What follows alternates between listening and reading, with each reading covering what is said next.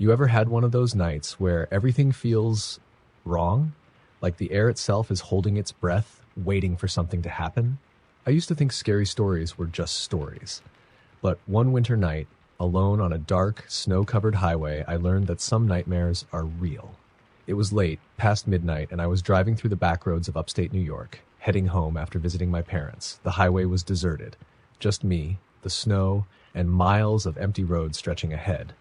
The radio played some old rock station, the only sound besides the hum of my tires against the icy pavement. The snowfall had picked up, and my headlights barely cut through the thick white curtain in front of me. The trees on either side of the road stood tall and frozen, their twisted branches like skeletal fingers reaching out toward my car. I should have taken the main highway, but I was in a hurry, and this route was faster. That's when I saw it. A dark figure standing on the shoulder of the road. My heart jumped and I gripped the wheel tighter. At first I thought it was an animal, a deer maybe. But as I got closer, I saw it was a man. He wore an old-fashioned black coat, buttoned up tight, and a wide-brimmed hat, the kind you'd see in those old Civil War photographs. He wasn't moving, just standing there, facing the trees. I don't know why, but every instinct in me screamed to keep driving. As I passed him, I swear, I saw his head turn to follow me. But there was nothing under the hat, just darkness. I pressed my foot down on the gas. The road twisted and turned, the snow thickening, but my hands were shaking so bad I could barely keep the car steady. I told myself it was just my imagination. Maybe the snow was playing tricks on me. But then the radio started to crackle. Static. A low hum followed by whispers, too faint to understand, but definitely there. My fingers scrambled for the knob, trying to switch stations, but the whispers only grew louder. Then the voice came. "Why didn't you stop?" My breath caught in my throat. The voice was deep, hoarse, as if it hadn't been used in centuries. It wasn't coming from the radio anymore. It was inside the car. I slammed the dial off, my heart pounding. The whispering didn't stop. In the rearview mirror, I saw something move in the back seat. I nearly lost control of the car. My hands were slick with sweat, and my foot barely touched the brake before I skidded on the ice. My tires screeched, and I swerved onto the shoulder, my headlights flickering as the engine sputtered. Silence. For a moment, all I could hear was my own ragged breathing. I turned around slowly, dreading what I might see. Nothing. The back seat was empty. I let out a nervous laugh, my breath fogging up the windshield. Maybe I was just tired, seeing things. But then, something tapped on my window. 3 slow, deliberate knocks. I turned my head and my stomach dropped. It was him, the man in the coat, standing just outside my driver's side window, staring at me with that same empty darkness where his face should be. I couldn't move, couldn't breathe. Then, without warning, the passenger door clicked open. The cold air rushed in, bringing the scent of decayed leaves and something else, something rotten. I scrambled to lock the doors, but it was too late. The air inside the car turned thick, suffocating, like something ancient and angry had just climbed in with me. Then the whispers started again, but this time they weren't outside. They were right in my ear. "Keep driving." I didn't think. I just stomped on the gas. My tires spun wildly on the ice before catching, and the car shot forward, fishtailing down the road. My hands were shaking, my eyes darting to the rearview mirror every second. I expected to see him sitting there, his empty face staring back at me. But there was nothing. Just the road, the endless snow, and the dark trees flashing by. I drove like that for miles, my heart slamming against my ribs, every muscle in my body wired with fear. Finally, after what felt like forever, I saw the glow of streetlights in the distance. A gas station. Civilization. I pulled in, tires screeching, and jumped out of the car before it even fully stopped. The attendant inside looked up, startled, as I burst through the doors. I must have looked insane, wild-eyed, shaking, covered in cold sweat. "You okay, man?" he asked. I couldn't speak. I just nodded, trying to catch my breath. I turned back to the parking lot, half expecting to see him standing beside my car. But the lot was empty. The snow around my car was untouched. No footprints. No sign that anyone had ever been there. I didn't sleep that night. I sat in that gas station until the sun came up, nursing a bad cup of coffee and staring out the window, waiting for something, anything to happen. Nothing did. But when I finally got back to my car, I noticed something I hadn't before. Something that made my stomach turn to ice. On the passenger seat, where no one had been sitting, was a single black button, old, rusted. like it had been torn from a coat that hadn't been worn in over 100 years. Story number 2. Some roads take you home, others take you somewhere else. I learned that the hard way. It was mid-December, right before Christmas, and I was driving back from a work trip in Montana, cutting through the desolate backroads of North Dakota. Snow had been falling all day, piling up in thick drifts along the highway. It was late, probably around 1 a.m., and the road was dead. No cars, no streetlights, just the black sky and the endless white fields stretching into nothing. The radio had gone to static an hour ago, my phone had zero signal, and my gas tank was dangerously low. Not a great situation. But I wasn't too worried. I had driven this route before. There was a little gas station about 30 miles ahead, a last stop before the real emptiness of the plains. Then, out of nowhere, my headlights flickered. Just for a second, enough to make my heart skip a beat. I tapped the dashboard. Maybe the cold was messing with the wiring. The roads were bad, but my car was built for this kind of weather, an old but reliable SUV. So I kept going, watching the snowflakes swirl like ghosts in my high beams. And that's when I saw it, a shape standing in the middle of the road. My stomach clenched, and I hit the brakes hard, the tires skidding on the icy pavement. The car came to a stop just a few feet away, my headlights shining directly onto a person. At least, I think it was a person. She was barefoot, wearing nothing but a tattered white nightgown, her long black hair tangled and frozen in thick strands. The snow around her was undisturbed, no footprints, no tracks, like she had just appeared there. She wasn't moving, just standing, staring down at the road. My breath fogged up the windshield as I tried to process what I was seeing. This was the middle of nowhere. No houses for miles, no cars. No reason for a woman to be standing out here alone, dressed like that, in sub-zero temperatures. I leaned forward, hand hovering over the horn, when suddenly she twitched. Not a normal movement. It was fast, unnatural, like a glitch in a video. Then her head snapped up. Her eyes, if you could even call them that, were just two black pits sunken deep into her pale face. I didn't think. I just slammed the gas. My tires spun for a second before catching, and the SUV lurched forward straight toward her. But just before I hit her, she vanished. Not like she jumped out of the way, not like she ran. She was just gone. I didn't stop. I didn't slow down. I just kept driving, hands clenched so tight around the wheel my knuckles ached. Then the windows frosted over, my breath came out in thick clouds, and a deep, suffocating chill wrapped around me like a vice. And then I smelled it. Rot. Something old, something dead. My chest tightened, my fingers trembled, and then a whisper, right in my ear. Let me in. I screamed and swerved, barely keeping the car from spinning out. My pulse pounded so hard I thought I might pass out. My mind was racing, screaming at me to not look in the mirror, to not turn around. But I did, and she was sitting in my back seat. Her face was inches from mine, her lips curled in a twisted grin, her black eyes leaking something thick and dark. Her frozen fingers twitched against the seat. You should have stopped. I don't remember much after that. I must have blacked out for a few seconds because the next thing I knew, I was skidding into a gas station parking lot, the car jerking to a stop so hard I nearly hit the pump. The second I threw it in park, I bolted out the door. The freezing air burned my lungs, but I didn't care. I just ran straight into the gas station, panting like I just escaped a burning building. The cashier, a guy in his 50s with deep lines on his face, looked up from his magazine and frowned. "You okay?" he asked. I turned back to my car, expecting to see her standing there. But the back seat was empty. No frost, no smell, nothing. I swallowed hard and nodded, trying to catch my breath. I forced myself to walk back outside, heart hammering, and slowly checked the back seat. No sign of her. But as I slid into the driver's seat, my stomach dropped, because on the back seat was a single, wet, bare footprint, small, like a woman's. I didn't go home that night. I booked a cheap motel a few miles away, left the lights on, and sat awake until sunrise. When I finally got back on the road, I took a different route. The long way. I've never driven that stretch of highway again, and I never will. Story number 3. I found that out one winter night, driving through the backwoods of Pennsylvania. I was heading home from a friend's cabin deep in the mountains, a last-minute Christmas getaway. It was already past midnight, and the snow had started falling hard. The kind of heavy, silent snowfall that eats up the road and makes the whole world feel empty. My GPS was struggling to keep up, constantly rerouting, but I wasn't too worried. I had taken this route before. Then I saw the detour sign. It was old and faded, barely visible under the snow. Road closed. Use alt route. I cursed under my breath. I didn't remember any road closures. The GPS didn't say anything about it either. But sure enough, up ahead, I saw a row of construction barricades blocking the highway. Flashing yellow lights reflected off the snow. Annoyed, I slowed down and turned onto the alternate route.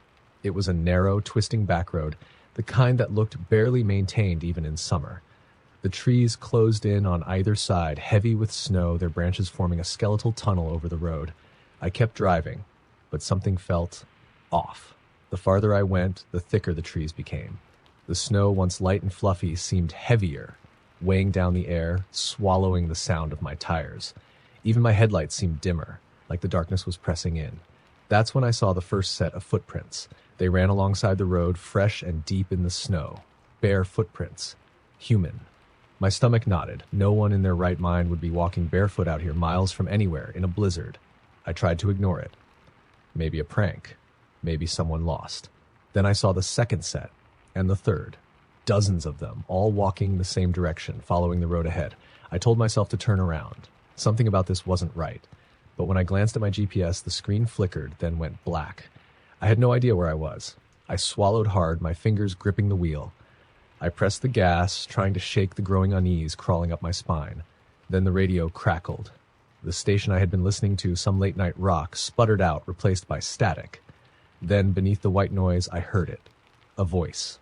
Faint, whispering. Turn back. I sucked in a sharp breath. My hand shot out, twisting the dial, but every station was the same. Static, and behind it, the whispers. I slammed the radio off. The road ahead twisted sharply, leading into an even denser patch of trees. My headlights barely cut through the dark now. My dashboard clock had frozen at 12:13 a.m. The snow seemed thicker, the air wrong, as if I wasn't supposed to be here. Then I saw them.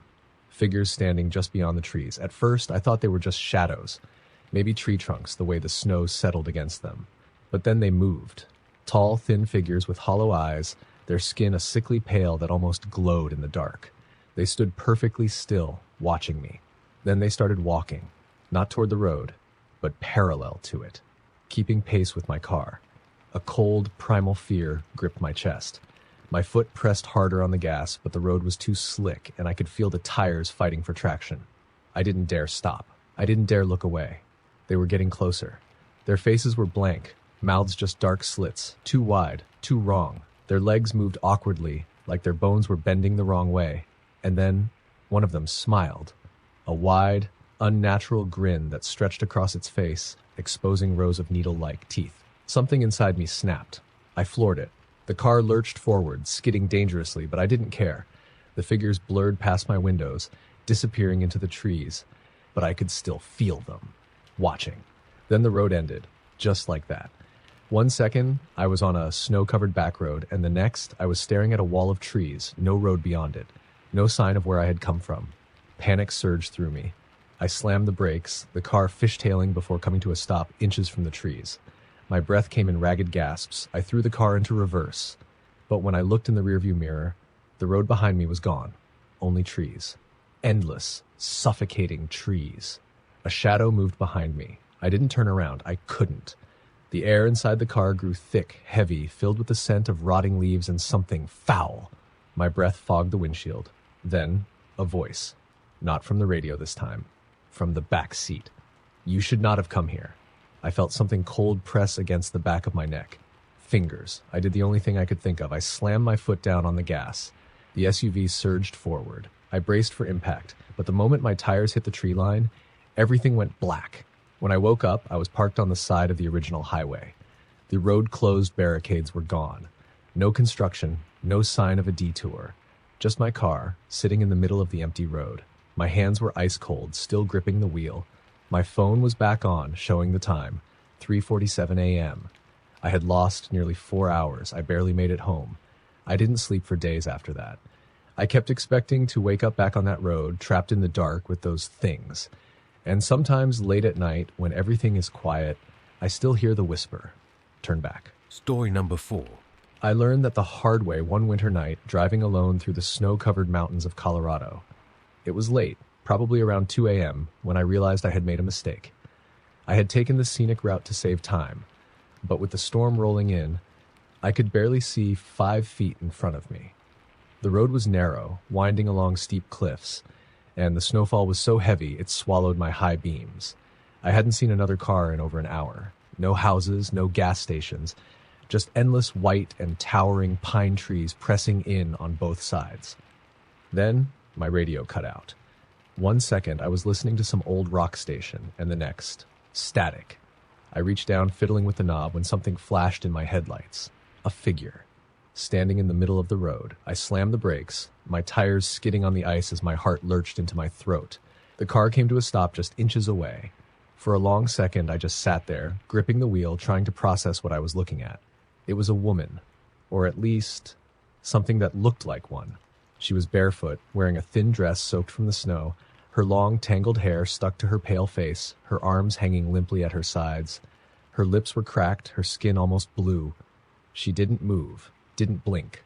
I hesitated. I wasn't about to roll down my window and ask if she needed help. That's how horror movies start. But something about her felt wrong, off, like she didn't belong here. Then her head twitched, a small, unnatural jerk, and she smiled. My stomach dropped. It wasn't a normal smile. It was too wide, stretching across her face in a way that made my skin crawl. Then she took a step forward. I didn't wait. I slammed my foot on the gas. The car lurched forward, plowing through the snow, and I braced for impact. But the moment my headlights touched her, she vanished. Not jumped out of the way, not ran, just gone. I was shaking. My breath came out in rapid, foggy bursts as I sped down the road, gripping the wheel so hard my knuckles ached. My mind was racing. Maybe I was seeing things. The storm. The lack of sleep. Maybe it was just a weird trick of the light. But then, in the rearview mirror, she was sitting in my back seat. I couldn't breathe. My vision blurred, my hands trembling so badly I nearly swerved off the road. I refused to look again, staring straight ahead, chanting in my head that I was just imagining it. But I could feel her. The air inside the car grew thick, suffocating. The temperature plummeted, and my breath turned to ice on the windshield. The scent of rotting leaves filled my nose. Then, a whisper. "Take me home." I screamed, swerved, almost lost control. Then, nothing. The weight in the back seat lifted. The air warmed. The smell was gone. I risked a glance in the mirror. Empty. My head was pounding. My pulse was a violent drum against my ribs. I kept driving, hands slick with sweat, my entire body screaming to get off this road. Then my headlights hit something up ahead. Another figure. No, not another. The same woman. Standing in the middle of the road again. Impossible. I had just left her behind me. I hit the brakes, tires skidding, but this time I didn't stop. I swerved around her, barely missing her as she stood perfectly still, watching me. Then I saw the sign. Welcome to Blackwater. My stomach turned. That wasn't possible. Blackwater was a ghost town, an abandoned mining settlement left to rot decades ago. There were no roads leading to it. No reason I should be anywhere near it. But there it was. Buildings half buried in snow, old street lamps covered in ice, windows gaping like open mouths. And then, the lights came on. One by one, the street lamps flickered to life, casting an eerie yellow glow over the town. Windows lit up. A flickering neon sign buzzed to life above a diner. Then I saw them. People, walking the streets. At first I felt relief. Civilization. Maybe I had just taken a wrong turn, but then I really looked at them. They weren't moving right. Their strides were stiff, unnatural. Some of them didn't even walk. They glided, their feet barely touching the snow. Their clothes were old-fashioned, tattered, and none of them had faces. Just smooth, blank skin where eyes, noses, and mouths should have been. A choked sound escaped my throat. My foot pressed harder on the gas, desperate to get out of there. Then the diner door swung open, and she stepped out. The woman from the road. She belonged here, and she was smiling again. My vision tunneled. My mind screamed at me to move, to drive. But my car wasn't moving. It was stuck. The tires spun, digging into the snow, but I wasn't going anywhere. Then I felt them. Hands, grabbing at the car, pale fingers curling around the windows, the door handles, the frame, pressing against the glass. Dozens of them. Faceless heads tilted in unison. Then the woman took a step forward. I fought to breathe. My hands were frozen to the wheel. My body refused to move. She reached the hood of my car, her bare feet sinking into the snow, her head tilted, her dark, tangled hair falling over her face. Then In a slow, deliberate motion, she knocked on my windshield. 3 times I opened my mouth to scream, and everything went black. I woke up to the sound of knocking. Daylight. My car was parked on the side of a normal highway, snow piled up around the tires. A state trooper stood outside, tapping on my window. I nearly cried. I rolled it down with shaking hands. "You all right?" he asked, eyeing me with concern. "We got a report about a car sitting here for hours. Thought you might be stranded." I swallowed, my throat raw. "Hours?" He nodded. "Since about 2 a.m. I glanced at my dashboard clock. It's 12:13 p.m. I had been sitting here for over 10 hours. The trooper helped me out of the car, asking me where I was coming from. When I told him I had taken the detour through Blotter, his expression darkened. "You must be mistaken," he said slowly. "That road's been closed for years." My mouth went dry. I saw a detour sign. I drove through it. I saw the town." He shook his head. "There's no town back there." I didn't argue. I didn't say another word. I just thanked him, got in my car, and left as fast as I could. I took a different road home, and I never drive through the mountains at night anymore. Because some roads, they don't take you home. They take you somewhere else, somewhere you don't come back from. Story number 5. I used to love driving at night. The quiet roads, the way the world seemed to slow down, the peaceful hum of my car's engine cutting through the darkness. Not anymore. Now I hate it, because of what happened that winter night. I was driving home from my parents' house in rural Wisconsin. It was late, probably close to midnight, and the snow had just started falling.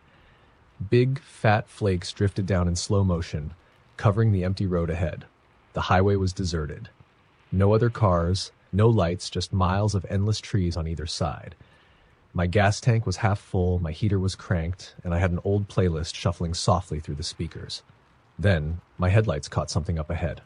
A hitchhiker. At least, that's what I thought it was. He was standing on the side of the road, his head down, his hands stuffed into the pockets of his thin jacket. No bag, no gloves, no hat. He was dressed completely wrong for the freezing weather. As I got closer, my stomach twisted. His face was wrong. I don't know how else to describe it. His features were blurred, off like a photograph smudged by a careless fingerprint.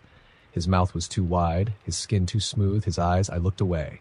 Every instinct in my body screamed at me to not stop. So I didn't. I drove right past him, gripping the wheel tight, my pulse pounding. As I passed, he didn't even flinch, didn't lift his head, just stood there, motionless. I exhaled, relieved. Then my radio cut out. The music was suddenly replaced by static, a sharp, hissing sound that made my skin crawl. I reached out to adjust the dial, but as I did, a voice, not through the speakers, from behind me. "You should have stopped." I slammed the brakes so hard my tires skidded on the ice, the back of my car fishtailing. My breath caught in my throat. My hands shook as I forced myself to look in the rearview mirror. Nothing. The backseat was empty. I let out a shaky laugh, just my mind playing tricks on me. The cold, the dark. I was imagining things. But then I noticed something. The hitchhiker? He was standing in the middle of the road. Somehow ahead of me. I had just passed him. That was impossible. I jammed my foot on the gas. My tires spun, struggling for grip, and then I shot forward. I swerved around him, my breath coming in short, panicked bursts. I didn't look at his face. I wouldn't. But as I passed, he moved. Not naturally, not like a person. He glitched. 1 second he was still. The next he was closer. Then, a thump. A heavy weight slammed onto my car, shaking the entire frame. My breath hitched. My hands turned clammy against the wheel. Then, scraping. Something dragging across the roof. Slow, deliberate, like fingers. I couldn't breathe. My mind raced. My pulse thundered in my ears. Then I heard it. That voice again. Right outside my window. "Let me in," I screamed. My foot slammed on the gas, my car surging forward, the scraping sound tearing across the roof. I kept my eyes locked on the road, refusing to look. I drove like that for what felt like hours. Then suddenly, the weight lifted. The air inside the car warmed. The radio crackled, then switched back to music as if nothing had happened. I didn't stop, didn't slow down. I kept going, gripping the wheel so tight my knuckles ached. Finally, I saw the lights of a gas station up ahead. I pulled in fast, my tires screeching against the wet pavement. I parked under the bright fluorescence, breathing hard, trying to calm my racing heart. I forced myself to check the roof. Nothing. No dents, no scratches, just a thin layer of snow. I let out a shaky breath, feeling stupid. Maybe I was just exhausted, hallucinating from the long drive. But as I got back into my car, my heart stopped. There, on my windshield, was a single, wet handprint, too large, too distorted. And the fingers, they were too long. I never took that highway again, and I never stopped for hitchhikers because some things on the road, they aren't human. Story number 6. I used to think the scariest thing about winter night drives was black ice. I was wrong. It was the week before Christmas, and I was making the long drive from Chicago to my sister's house in Minnesota. It was late, well past midnight, and I was exhausted. The interstate was empty, just me and the occasional semi-truck roaring past, kicking up snow. That's when I saw it. A road sign I didn't recognize. Exit 42, Black Hollow, next right. I had driven this route dozens of times, and I had never seen that exit before. I glanced at my GPS. No mention of Black Hollow. I chalked it up to fatigue, turned up the radio, and kept driving. A few minutes later, my headlights caught another sign. Exit 42, Black Hollow, half mile. This time, my stomach twisted because I had just passed that sign. I knew I had. I shook my head, forcing a laugh. Maybe I was losing it. Maybe there really was an exit 42, and I had just never noticed before. Then, out of nowhere, a deer, standing dead center in my lane. I barely had time to react. My foot slammed on the brakes, my tires screeching against the ice, my car fishtailing wildly, and then impact. The sound was sickening, a dull, wet thud against the front of my car. I skidded to a stop, breathing hard, my pulse pounding in my ears. My hands were shaking, I had hit it, but when I looked up, the road was empty. No deer, no blood, nothing. Just endless highway stretching into the darkness. A wave of cold terror washed over me. My fingers gripped the wheel so hard they ached. I knew I had hit something. I felt it. I glanced at my rearview mirror, and my breath caught in my throat. A figure stood in the middle of the road, tall, motionless, staring. I couldn't make out its face, but I could feel its eyes on me. Then, slowly, it lifted its arm and pointed. Not at me, at the exit ramp up ahead. Exit 42, Black Hollow. I didn't want to go that way. Every instinct in my body screamed at me to keep driving, to get as far away as possible. But the moment I hit the gas, my check engine light blinked on. Then my radio died. Then my headlights cut out. I was plunged into total darkness. I slammed on the brakes, heart hammering. My breath fogged up the windshield as I fumbled for my phone. No signal, of course. I sat there, gripping the wheel, staring into the inky blackness ahead. My car was dead, stranded. The only light came from the distant glow of the exit ramp's street lamp. And then something knocked on my window. 3 slow, deliberate taps. I didn't move, didn't breathe. My fingers hovered over the lock button. Another knock, this time from the passenger side. I swallowed hard, my skin crawling. Slowly, I turned my head. Nothing. Just an empty stretch of road and the swirling snow. I was not getting out of this car. I reached for my keys, trying to restart the engine, and that's when I heard it. A whisper right next to my ear. Wrong turn. I screamed, jerking away so fast I slammed my head against the window. My breath came in short, ragged gasps. Then my headlights flickered back on. For a split second, they illuminated something crawling across the road ahead. Not an animal, not a person, something in between. Its limbs bent the wrong way, its skin stretched too tight over its bones. Its mouth hung open in a twisted, silent screech. Then the lights flickered off again, and I heard something dragging itself toward my car. I lost it. I twisted the keys so hard I thought they'd snap, and my car roared to life. I didn't think. I didn't look. I just floored it. My tires spun against the ice, my heart slamming against my ribs as I tore away from that exit as fast as my car would take me. I didn't stop. Not for gas. Not for coffee. Not even when my hands were shaking so bad I could barely grip the wheel. I drove until I saw the first sign of civilization, an all-night diner on the edge of a small town. I stumbled inside, still trembling, still struggling to breathe. The waitress took one look at me and frowned. "You okay, Han?" I nodded, though I was anything but. She poured me a cup of coffee, and I sat there, staring blankly out the window at the snow-covered parking lot. Then, casually, she asked, "You come down from Highway 47? I blinked. Yeah. Why?" She hesitated. "Did you see the exit?"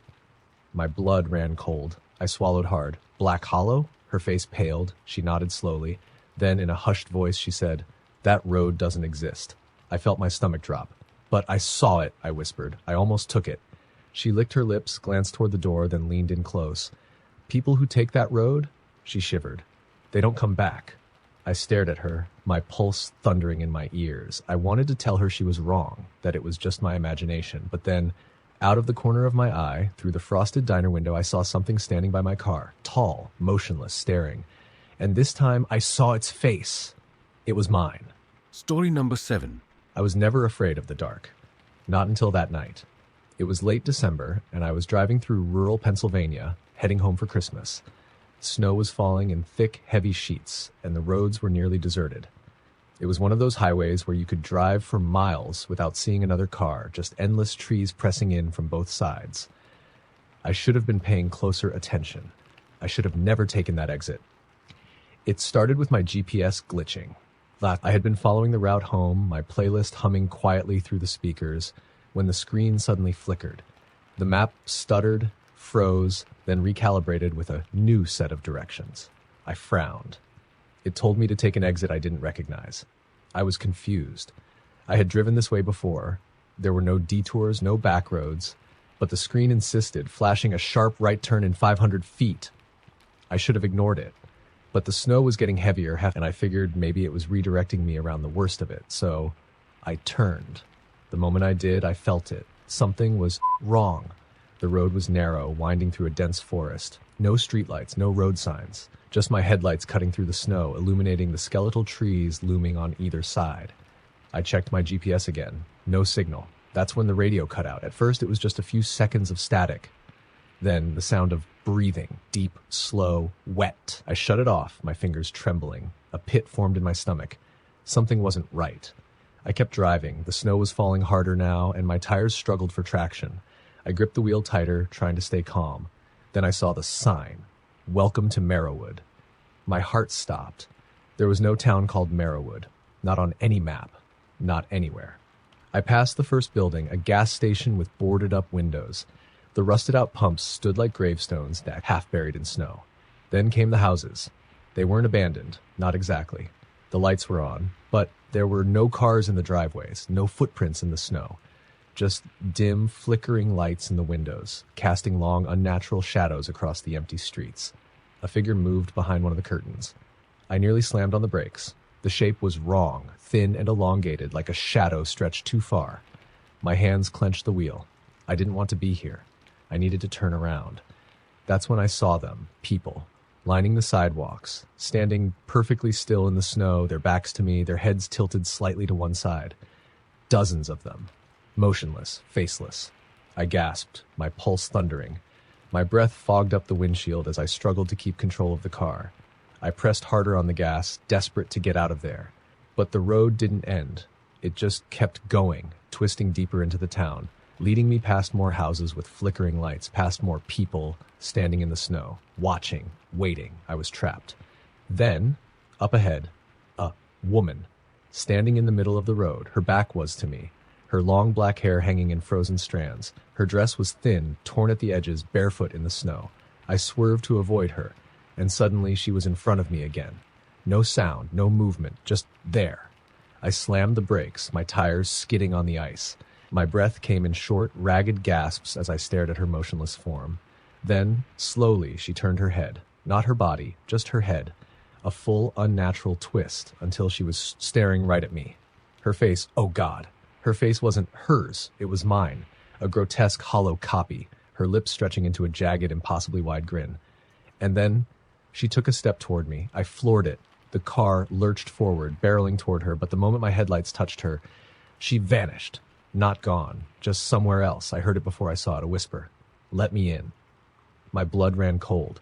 It wasn't outside, it was inside. I didn't want to look. I had to look. The rearview mirror. My own reflection was smiling.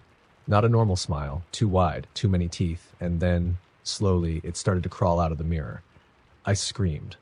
I swerved, my tires barely gripping the icy road as I yanked the wheel, desperate to stay ahead of whatever was behind me. Then, the road ended. A dead end. No turnoff, no exit. Just an old wooden sign covered in frost. I wiped away the ice with a trembling hand, 4 words carved into the wood. You were never here. The world lurched. Everything tilted. And then, I was back on the highway. Just like that. No snow, no town, no Merrowwood. Just the empty road stretching ahead, my car still in motion. Like none of it had ever happened. But when I checked my clock, 5 hours had passed. I don't take back roads anymore. I don't follow my GPS blindly, and I never drive at night because some places, they don't exist. Not on a map, not in this world, but they're still there. And if you're not careful, you'll find them. Or worse, they'll find you. Story number 8. I don't drive at night anymore. Not after what happened on Highway 93. It was winter break, and I was heading home from college, a 6-hour drive through the winding back roads of Montana. It was the kind of trip where you don't see a gas station for miles, just endless forests pressing in from both sides, the occasional flicker of an abandoned barn in the distance. I left later than I should have, and by the time I hit the last stretch of road, the sun had long since disappeared. The night was heavy, thick, the snow falling in fat, slow flakes. My headlights barely cut through the darkness. The road was empty, at least I thought it was. I was about 3 hours from home when I saw something on the side of the road. At first, I thought it was an animal, a deer, maybe.